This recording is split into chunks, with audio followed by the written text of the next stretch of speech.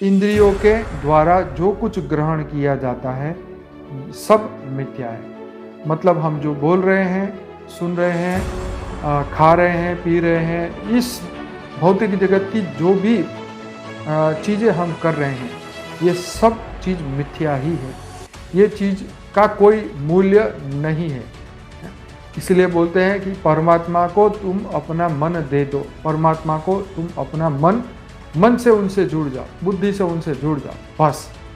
और कुछ चीज़ों का कोई महत्व नहीं है। इस शरीर से की हुई चीज़ों का कोई महत्व नहीं है। तुम शारीरिक पूजा करो, भक्ति करो, ये सब अगर मन से की है तो वैल्यू है, शरीर से की है तो उसकी कोई वैल्यू नहीं। क्योंकि शरीर से करते हुए भी, अगरबत्ती करते हुए भी मन और का ही जगह पे है, तो वो कुछ हुआ ही नहीं उसका।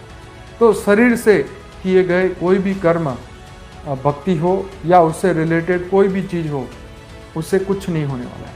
आप मन जब तक नहीं लगाएंगे, आप अपनी बुद्धि वहाँ नहीं लगाएंगे, तब तक आपका कोई भी पुरुषार्थ काउंट में लिया नहीं जाएगा।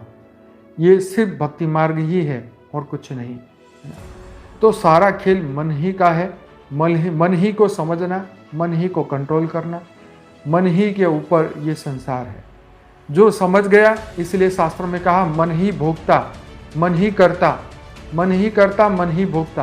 तो भगवान को भी मन में रखने के बाद, तो जो जिसने उससे मन लगाया, तो वो जो आत्मा जहाँ पर है, आज गुरु की भक्ति हो रही है इस संसार में, क्योंकि भगवान को पहचानने की शक्ति रही नहीं।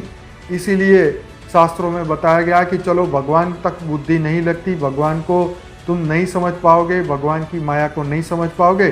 तो बात यहाँ ये थी कि मन तुम जिसमें जहाँ लगाओ, तो भक्ति मार्ग में गुरु को बोल दिया कि गुरु का ध्यान लगाओ, गुरु को याद रखो। तो गुरु अगर मृत्यु के बाद अगर वो तप लोक में पहुँचेगा, तो तुम्हें भी वो तप लोक में पहुँचाएगा। हाँ, तुम्हें जीवन मृत्यु से बाहर निकालने के लिए वो प्रयास करेगा। यस, तो मूल तक जाना चाहिए, मूल तक जाते नहीं हैं। तो इसीलिए भक्ति के अंदर गुरु की भक्ति को भी डाल दिया गया। गुरु और भगवान दोनों को समान बना दिया गया। देखो, यहाँ हम एक दिन चर्चा भी करेंगे भगवान और परमात्मा के बीच का संबंध। ऐसे बहुत सारे भगवान हुए, लेकिन परमात्मा तो वो एक है जो हमेशा निराकार स्वरूप में रहता है। वो अपने रूपों को भेजता है, वो नीचे आके भगवान बन जाते हैं, लेकिन परमात्मा तो एक ऊपर वाला है।